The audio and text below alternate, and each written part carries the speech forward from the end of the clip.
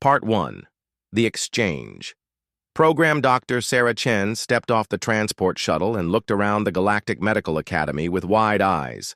The building was huge, made of shining silver metal that seemed to glow in the alien sunlight. Strange. Symbols covered the walls, and floating platforms carried students of different species between levels. Sarah had dreamed of this moment for years. She was the first human ever accepted into the most famous medical school in the galaxy. But right now, she felt very small and very alone. "Welcome, Deathworlder," said a voice that sounded like wind chimes ringing. Sarah turned to see her first alien classmate. The creature looked like it was made of clear blue crystal, standing about 7 feet tall. Light moved through its body like water. "I am Veltari of the Vectar people. We are excited to learn from your primitive methods." The way Veltari said primitive made Sarah's jaw tighten. She had spent 15 years as an army medic, saving lives in deserts and jungles where high-tech equipment failed. Then she worked as a wilderness EMT, helping injured hikers and crashed pilots with nothing but basic supplies. Her methods weren't primitive. They were proven. "Nice to meet you," Sarah said with a polite smile. "I'm looking forward to learning too." More students gathered around them. A cloud of green gas that called itself Nethco floated nearby, speaking through a translator device. Its voice sounded like a soft whisper. A rocky, silicon-based creature named Korth 445 stood to the side, its body looking like living stone with glowing veins. "Is it true that humans perform surgery without molecular scanners?"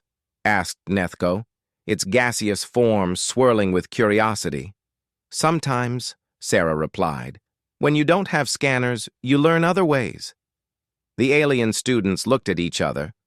With expressions, Sarah was learning to read. They thought she was joking. Professor Zilthex arrived before Sarah could explain further.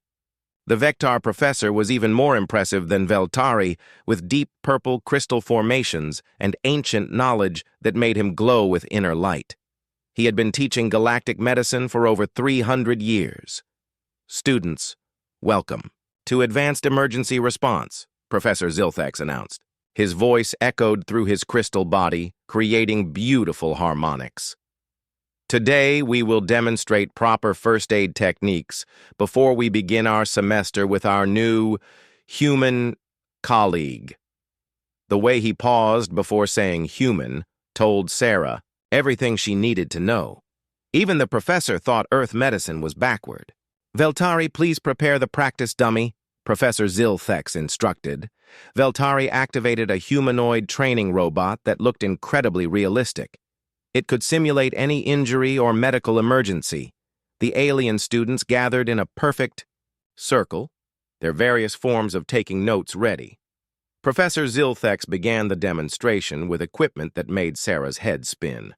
First, he waved a small device over the dummy. Instantly, a holographic display showed every detail of its internal structure: heart rate, blood pressure, oxygen levels, cellular activity. Everything appeared in colorful, three-dimensional detail. "Step 1, the professor explained, complete molecular scan to understand all physiological processes." The scan took 30 seconds. Sarah bit her tongue.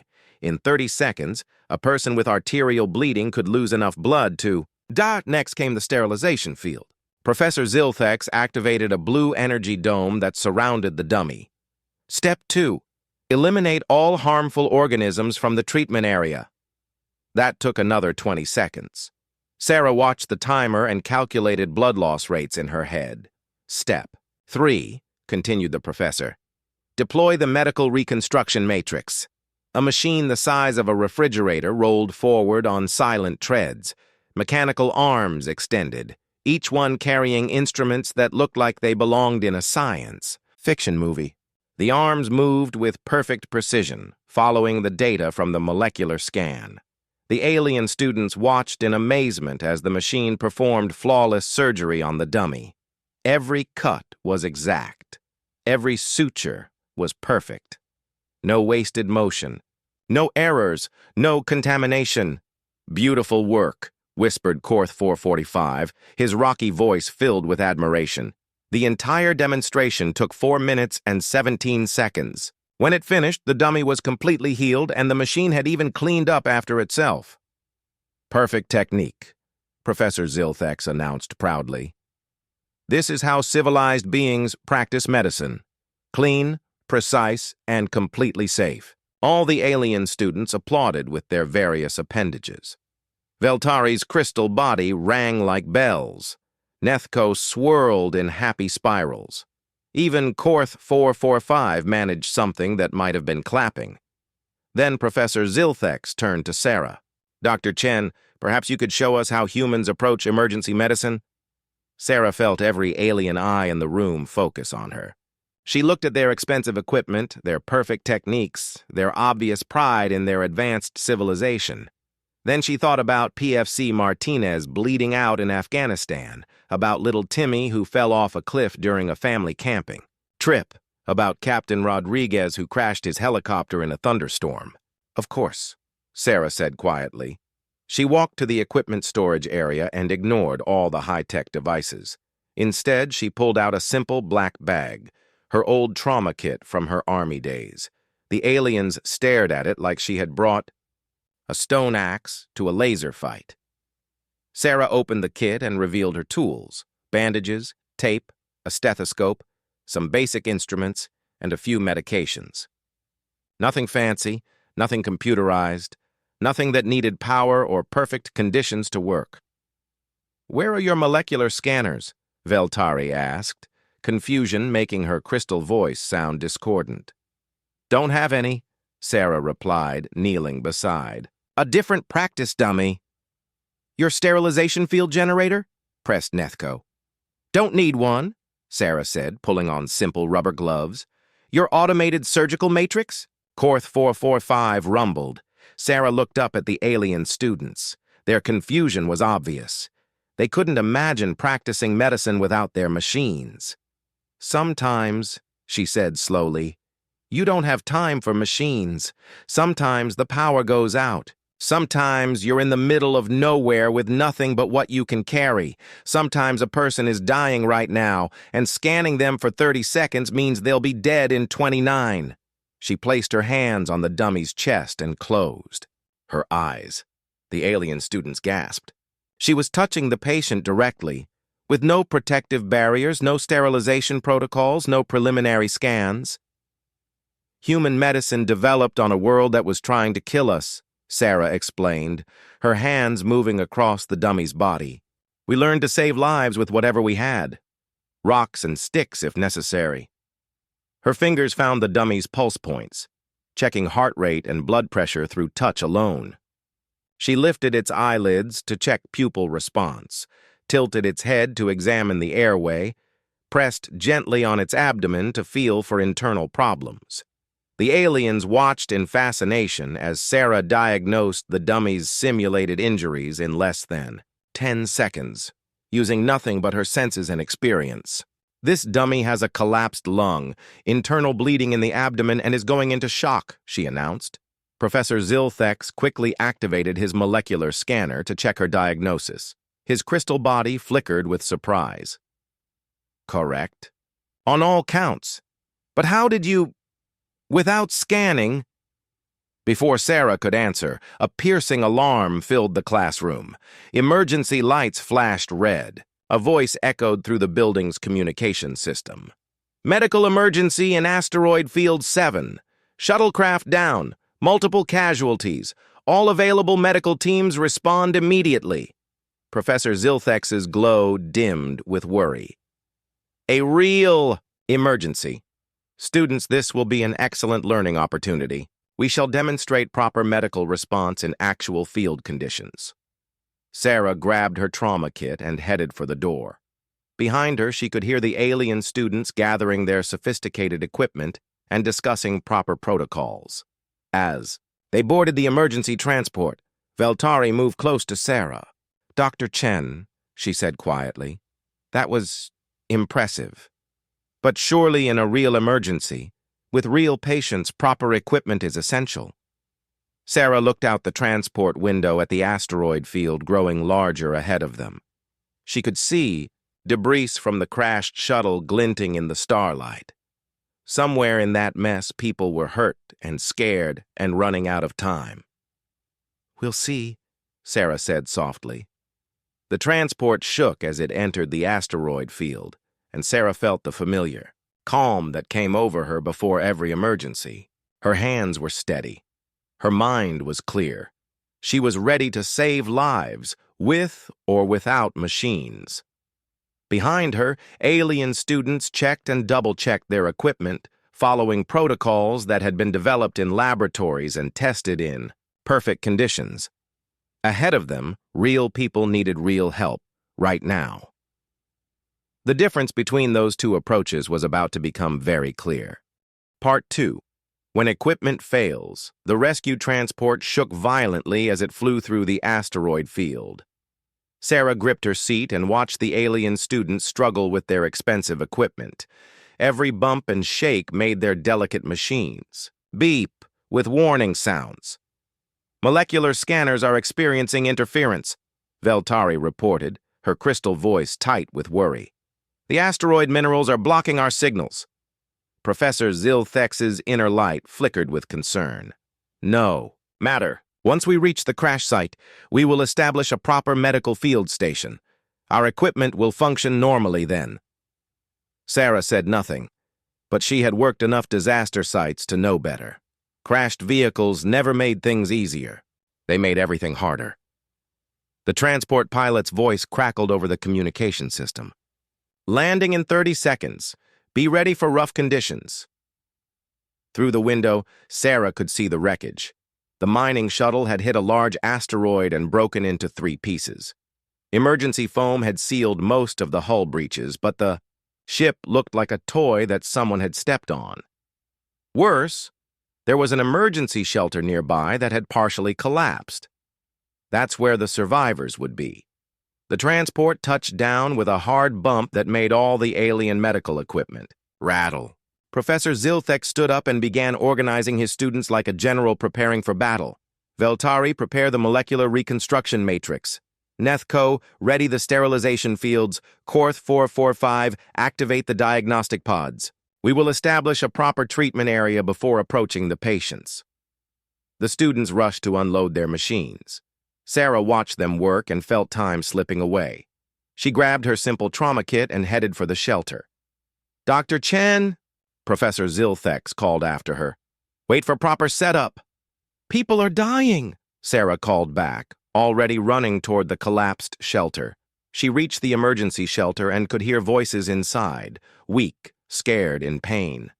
The entrance was partially blocked by twisted metal, but Sarah squeezed through without hesitation.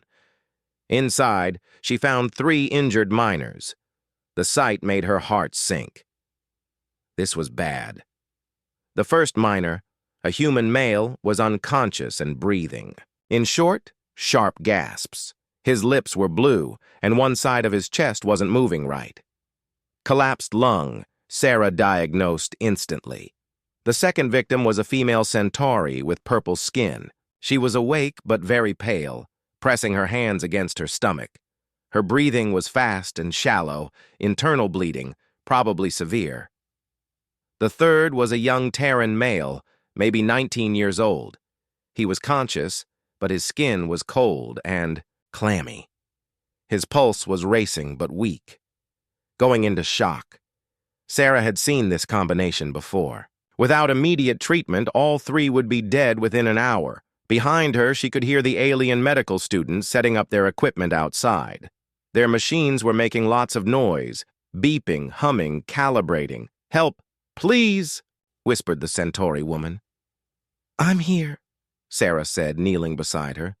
"I'm a doctor. You're going to be okay." She placed her hands on the woman's abdomen, feeling carefully. The internal bleeding was definitely serious. Sarah could tell by the way her muscles tensed and the pattern of pain.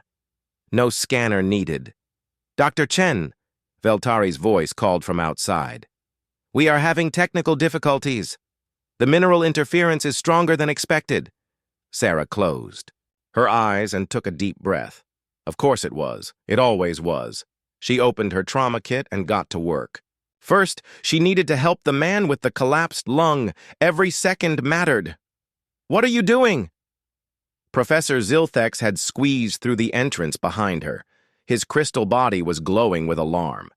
"You cannot treat patients without proper scanning." "Watch me," Sarah said quietly. She pulled out her stethoscope, a simple device that alien medicine had abandoned centuries ago. Placing it on the unconscious man's chest, she listened carefully. The right lung was silent. No air movement at all. "His right lung has collapsed," she announced. "I need to decompress it now." "Impossible," Professor Zilthex protested.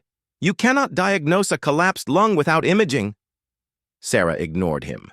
She pulled out a large needle from her kit and felt along the man's ribs, finding the exact spot she needed. The alien professor watched in horror as she prepared to insert the needle directly into the man's chest. "You will kill him," Zilthex gasped. "He'll die if I don't," Sarah replied calmly. She pushed the needle through the skin and into the chest cavity. There was a soft hiss as trapped air escaped. Immediately, the man's breathing became easier. His lips started turning pink instead of blue. Professor Zilthex stared in shock. "How did you... without any equipment?" 20 years of practice," Sarah said, already moving to the next patient. Outside, she could hear Veltari and the other students still struggling with their machines. The equipment kept malfunctioning because of the asteroid minerals. Every few seconds, another warning beep or frustrated alien voice. Sarah knelt beside the Centauri woman. "What's your name?" "Lyra," the woman whispered. "It hurts so much." "No, Lyra. I'm going to help you." Sarah's hands moved over Lyra's abdomen, pressing gently, feeling for signs of internal injury. Her fingers were like medical scanners, reading information that machines couldn't detect.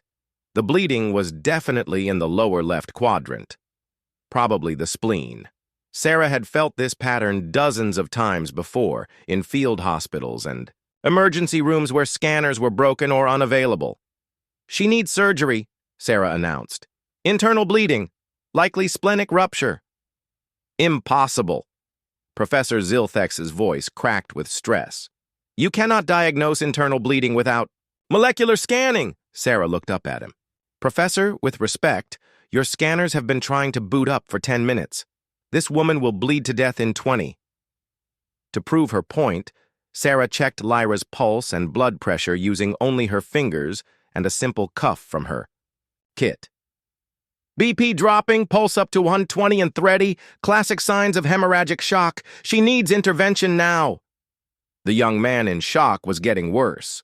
Sarah could see it in his skin color, his breathing pattern, the way his eyes were starting to lose focus. She grabbed blankets from the emergency supplies and covered him, elevating his legs to help blood flow to his vital organs. Temperature, regulation, fluid management, airway protection, she explained to the unconscious alien students who had finally managed to squeeze into the shelter. Basic shock treatment, no machines needed. Veltari watched with fascination as Sarah worked.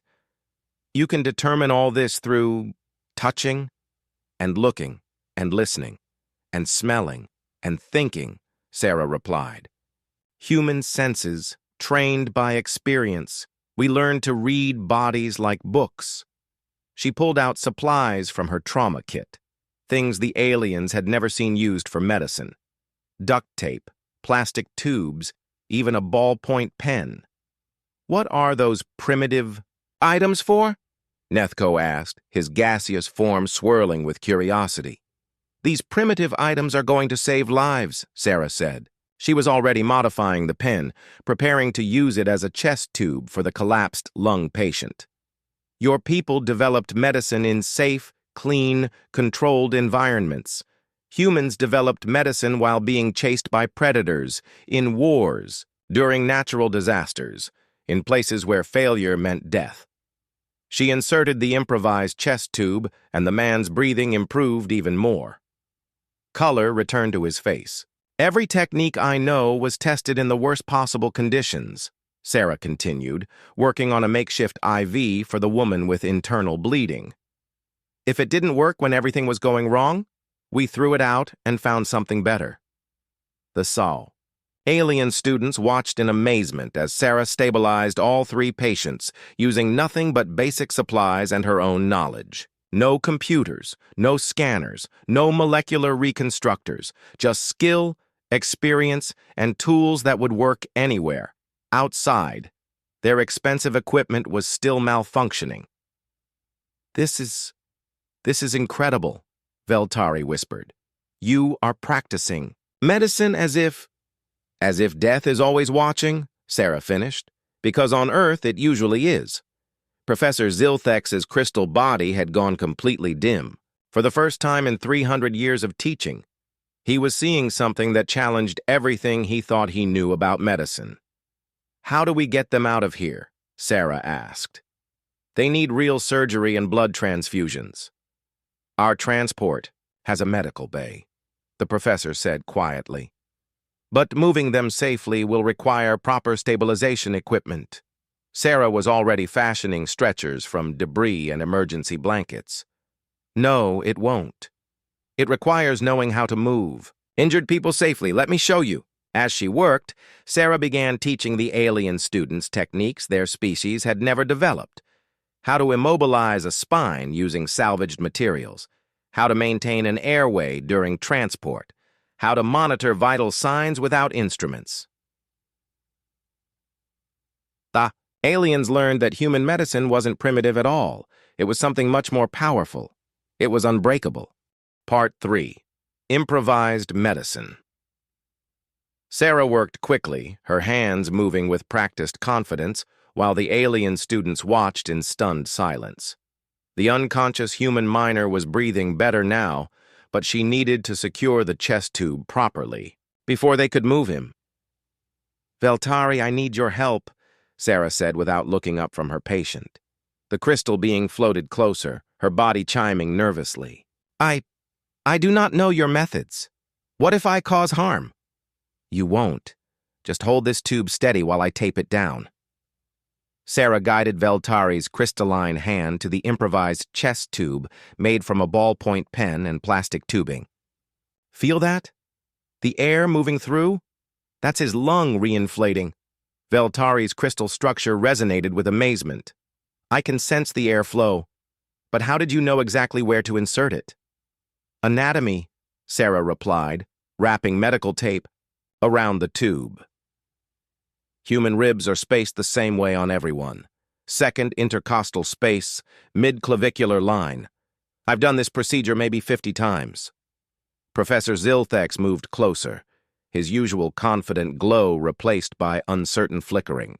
In our medical training, such procedures require three-dimensional imaging, sterile surgical suites, and automated guidance systems. In human medical training, we learn to save lives in parking lots, Sarah said simply. She checked the man's pulse again, stronger now, more regular. Sometimes that's all you have. The Centauri woman, Lyra, made a soft sound of pain. Sarah immediately turned her attention to the internal bleeding. This was going to be trickier. I need to stop the bleeding until we can get her to a real surgical suite, Sarah announced. But first, let me show you something important. She took Lyra's hand and spoke directly to her. Lyra, I'm Dr. Chen. You're hurt, but we're going to take care of you.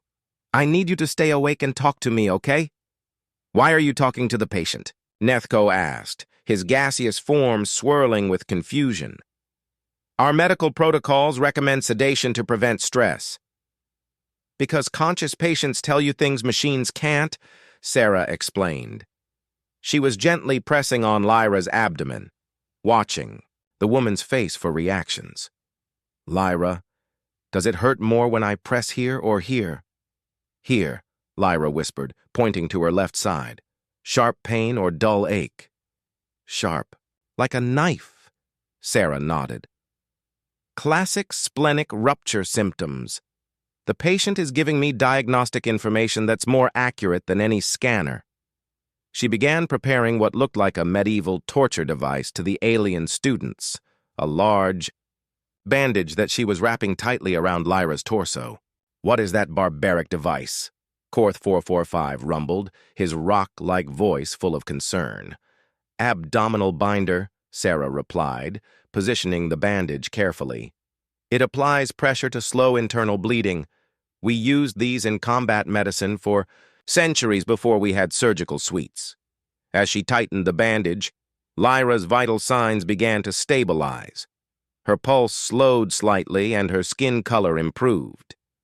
"It is working," Veltari observed with wonder. "But how can external pressure affect internal bleeding?" "Physics," Sarah said with a slight smile. "Same principles your people use in pressure suits. Control the pressure, control the bleeding. The difference is you use computers to calculate it. Humans learn to feel it." She moved to the third patient, the young man in shock. He was still conscious, but barely. His name tag read, Tommy, Junior Engineer. "Tommy, can you hear me?" Sarah asked, shining a small flashlight into his eyes. "Yeah." "Cold. So cold," he mumbled. Sarah was already pulling more supplies from her kit. To the aliens, it looked like she was performing magic with ordinary objects. She used emergency blankets that reflected body heat, positioned him to improve blood circulation, and started an IV using equipment that looked primitive compared to their molecular infusion systems.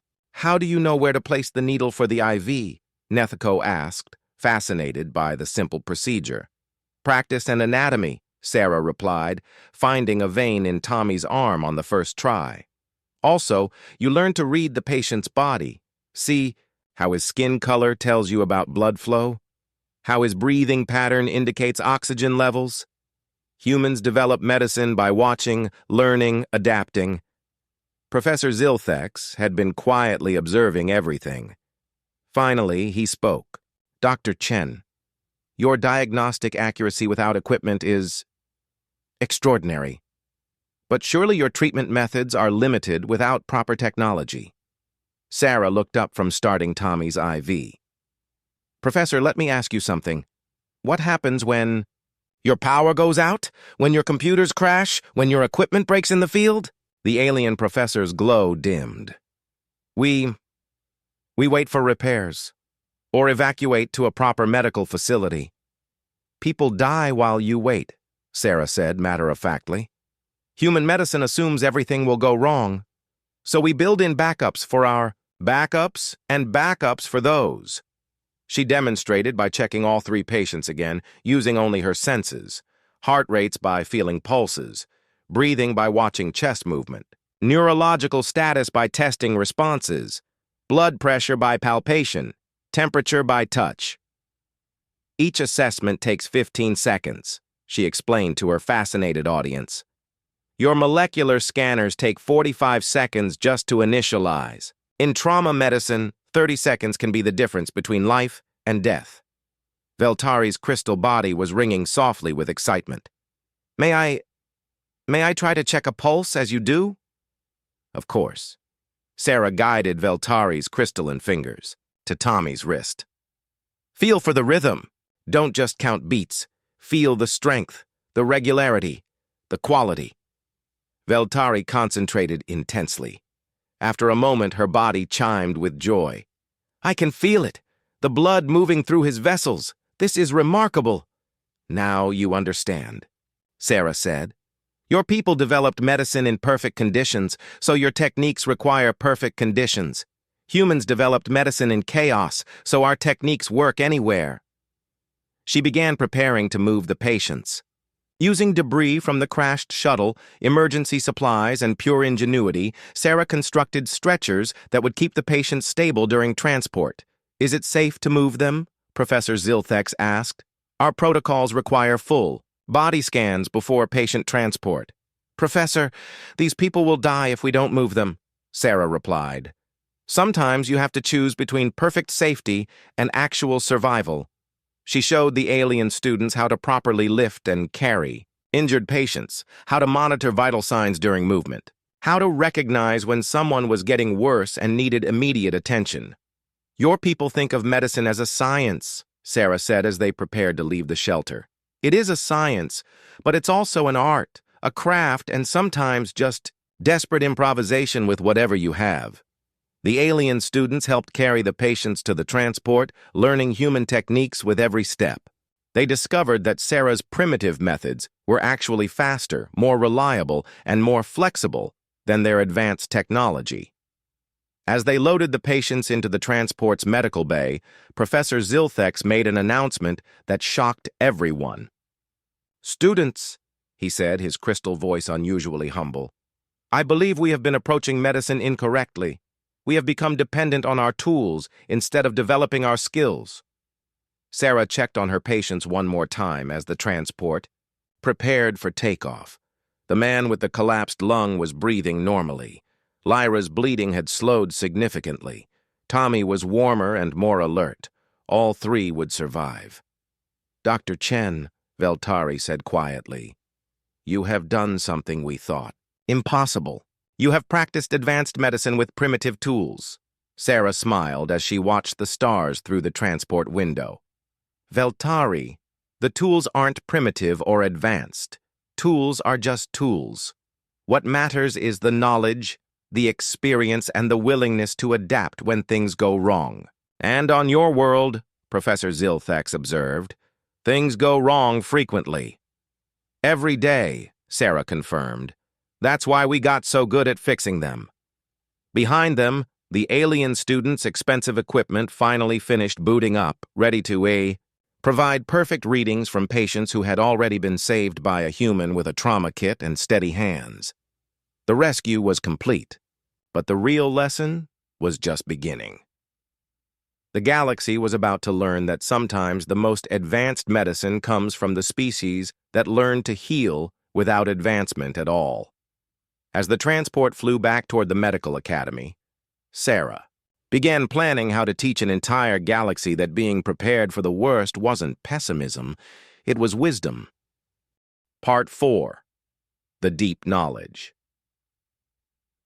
The transport's medical bay hummed quietly as they flew back to the Galactic Medical Academy. Sarah sat between her three patients, monitoring them constantly. Even though they were stable, she never stopped watching, listening, feeling for changes that might signal danger. The alien students crowded around her, fascinated by her continuous assessment methods. They had never seen a doctor who stayed so connected to patients during transport. "Dr. Chen," Veltari asked softly, "why do you keep checking them? Your treatments were successful. Surely they are safe now?" Sarah looked up from checking Tommy's pulse for the 20th time. "In human medicine, we have a saying, the only stable patient is a dead patient.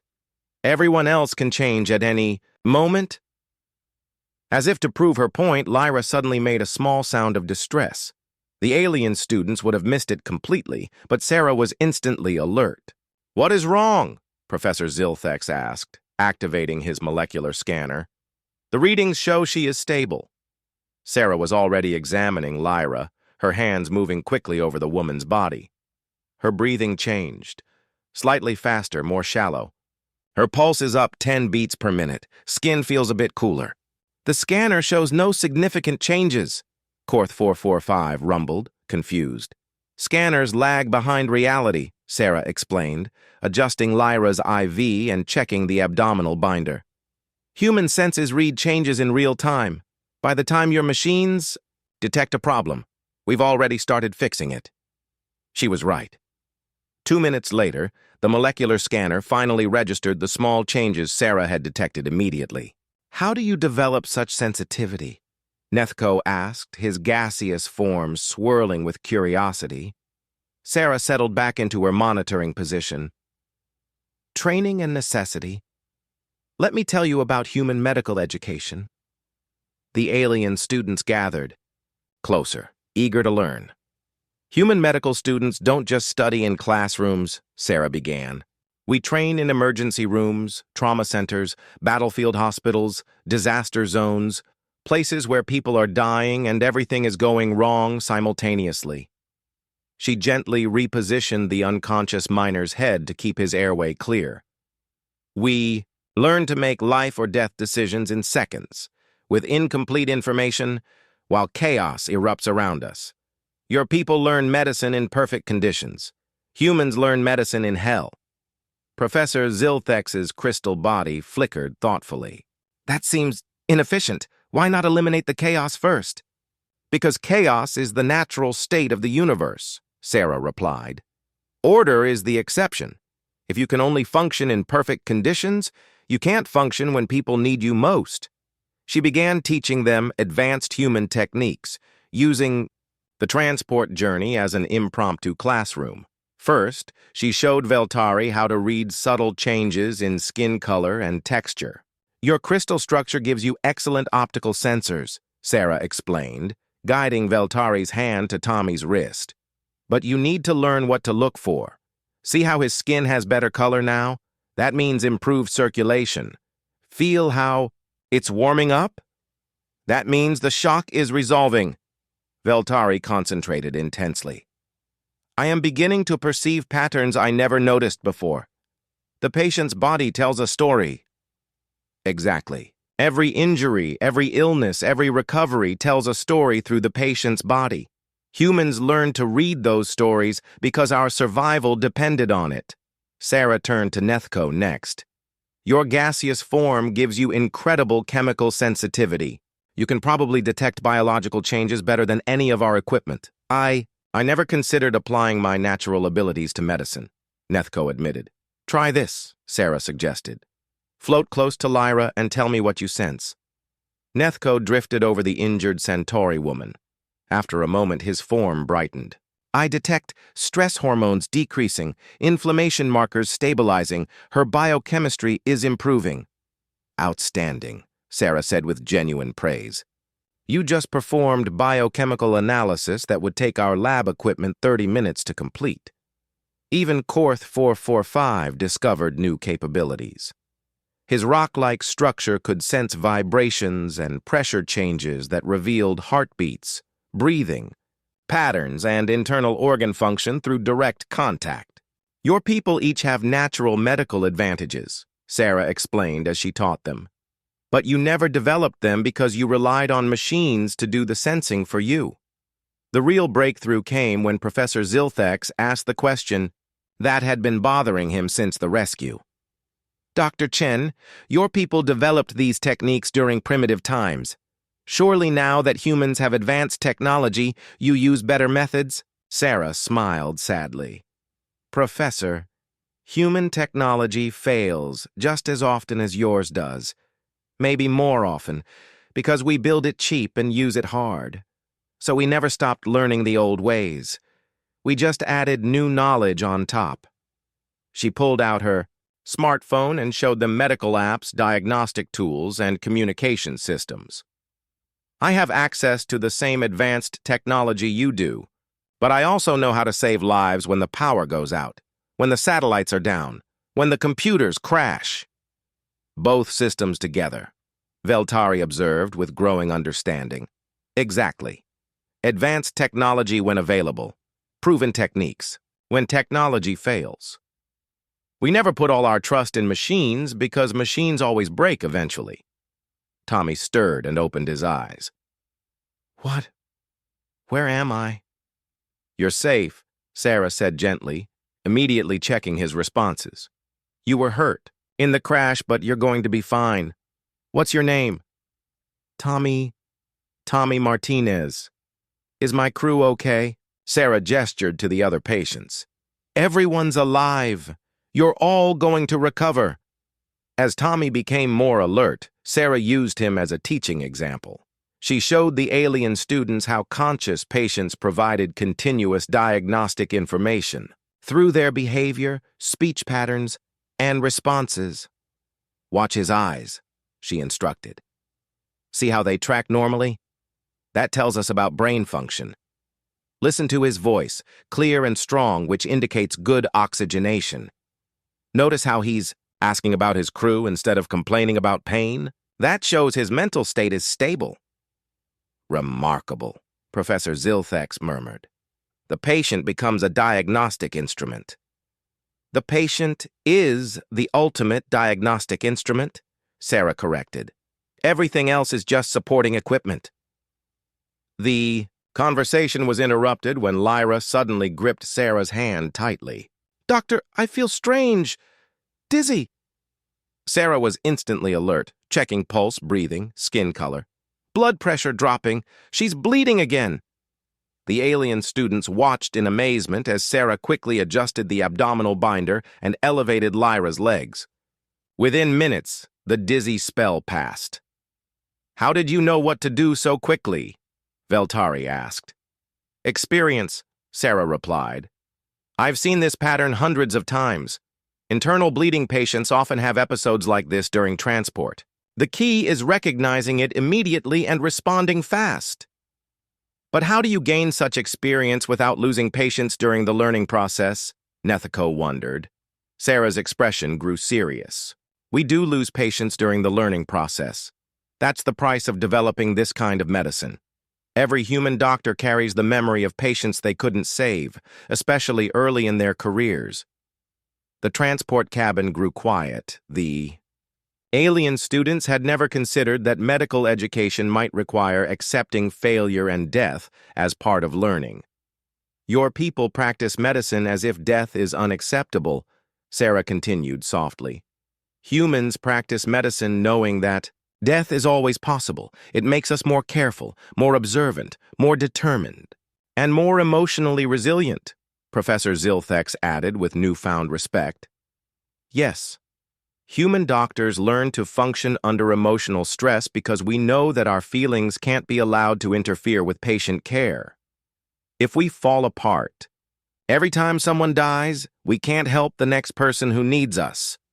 As the Galactic Medical Academy came into view through the transport windows, Sarah made a decision that would change everything." "Professor Zilthex," she said formally, "I would like to propose a new course for your curriculum." "What kind of course?" "Disaster medicine. Teaching medical intervention without technology, using improvisation, reading patients through biological observation rather than scanner dependence." The alien professor's glow brightened with interest. "The administrators would never approve such a primitive approach." "Then let's prove it works," Sarah said confidently. "Give me a semester to train volunteers from your student body. When the next real emergency happens, we'll see whose patients survive." Veltari's crystal body rang with excitement. "I volunteer!" "As do I," chimed Nethko. "And I," rumbled Korth 445. Professor Zilthex looked around the transport at his students, at the 3 patients who had been saved by primitive human medicine, and at Sarah Chen, the Deathworlder who had taught them more in one day than they had learned in years of traditional study. "Dr. Chen," he said slowly, "I believe your proposal has merit. Let us see what the galaxy thinks of human medicine." As they landed at the academy, none of them realized that their small group was about to revolutionize medical education across the entire galaxy. The real test was coming, and it would prove that sometimes the most advanced medicine is the kind that doesn't need advancement at all. The foundation had been laid. Now it was time to build something extraordinary. Part 5. The New Standard 6. Months later, Sarah stood before a classroom filled with dozens of alien students from across the galaxy. Word had spread quickly about the human doctor who could save lives without machines, and the Galactic Medical Academy had reluctantly approved her experimental disaster medicine course. The classroom looked different from other medical training rooms. Instead of sleek computers and molecular scanners, it contained simple tools, basic supplies, and practice areas designed to simulate emergency conditions. Some academy administrators called it primitive. Sarah's students called it real. "Today, we're going to practice trauma assessment under stress," Sarah announced to her diverse class. Veltari sat in the front row, her crystal body gleaming with excitement. Behind her, Nethko floated in his containment suit, while Korth 445's rocky form dominated the back corner. Students from 12 different species had enrolled in the course. Remember, the goal isn't to replace technology, Sarah continued. It's to function when technology fails, because it always fails eventually. She had just started the lesson when emergency alarms began blaring throughout the academy. Sarah's students looked around nervously. After 6 months of training, they knew what real emergencies sounded like. Professor Zilthex's voice echoed through the communication system. Massive solar flare detected. Electromagnetic pulse has disabled all electronic systems across 3 star systems. Medical emergencies reported on 17 planets. All available medical personnel respond immediately. The lights flickered and went out. Emergency power kicked in, but Sarah could hear the distinctive whine of failing equipment throughout the building. Computers crashed, scanners went dark. The molecular reconstructors powered down with disappointed beeps. In the sudden dim lighting, Sarah smiled. Well, class, looks like this is your final exam. The academy erupted into controlled chaos. Traditional medical teams found themselves helpless as their equipment failed one by one. Professors tried frantically to restart machines that refused to function. Students stood around their useless scanners, unsure what to do without their technological support. But in Sarah's classroom, her students calmly gathered their simple medical kits and prepared for action. Veltari, what's the first step in equipment-free assessment? Sarah asked as they headed for the transport bay. Visual observation of general patient condition, Veltari replied confidently. Breathing pattern, skin color, level of consciousness, obvious injuries. Nethko, how do you check for internal bleeding without scanners? Palpation of abdomen, monitoring vital signs for shock patterns, observation of patient behavior and pain responses, the gaseous being answered through his translator. Korth 445 spinal injury assessment, careful neurological testing, manual stabilization, patient history of conscious, the rocky student rumbled with satisfaction. They reached the transport bay to find dozens of traditional medical teams standing around broken equipment. Sarah's small group of disaster medicine students were the only ones ready to function. Dr. Chen, called Dr. Yextal, the academy's head of emergency medicine. Our entire medical response system is non-functional.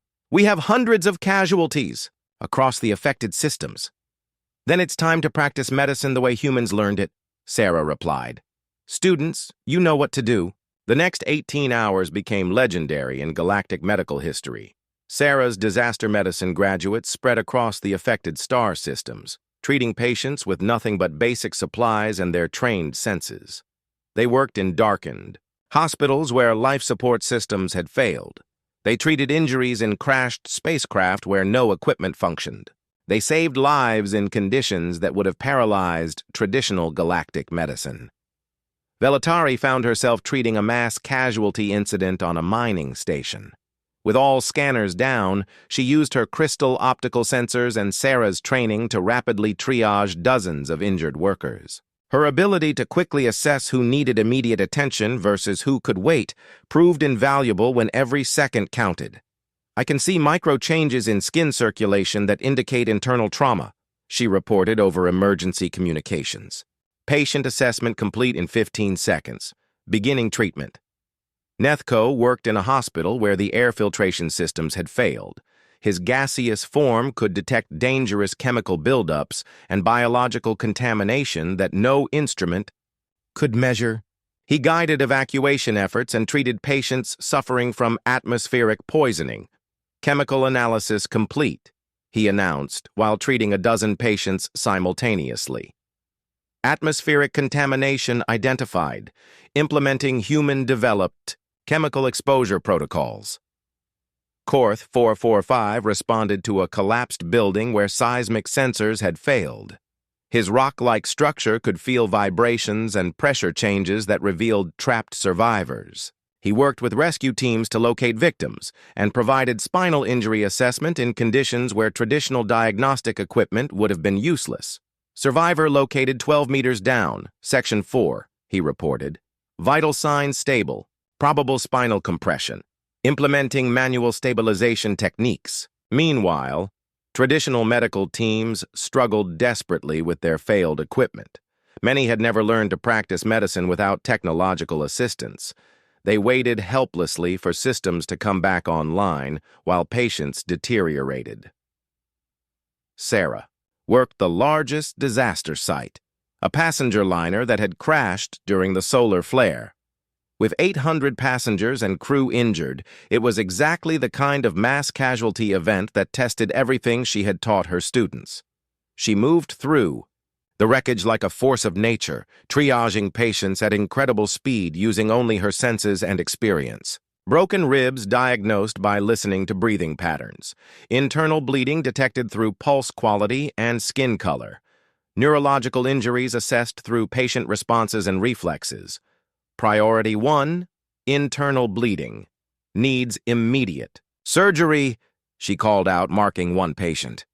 Priority 2, closed head injury, monitor for deterioration. Priority 3, stable fractures, can wait for evacuation.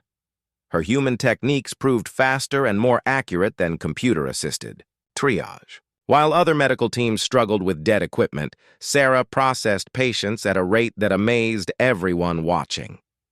The breakthrough moment came when Dr. Yextal arrived at the crash site with a team of senior academy professors.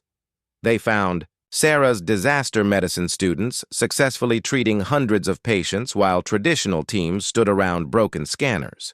"This is impossible," Dr. Yextal muttered, watching Veltari diagnose a collapsed lung in 10 seconds using only observation and touch. "Medical assessment requires proper scanning equipment." "Watch and learn," Professor Zilthex replied. Over the past 6 months, he had become Sarah's strongest supporter after seeing the results of her training methods. As the emergency continued, the differences became impossible to ignore.